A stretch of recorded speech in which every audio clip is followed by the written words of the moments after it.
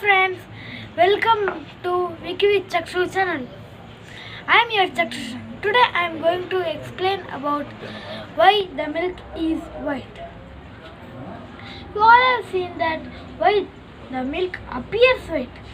So I am going to explain about that. The reason is they reflect all light, wavelength and absorb none. While milk is primarily composed 87% of water, which is colorless liquid, and other components are fat, protein, lactose, minerals and vitamins that influences the color of milk.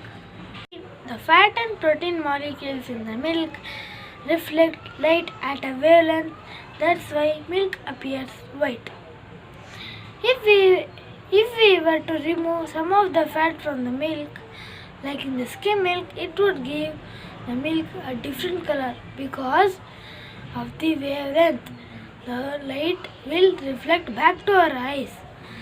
That's why skim milk has a bluish tinge. Thank you. If you like this video, subscribe, share, like and support. Thank you.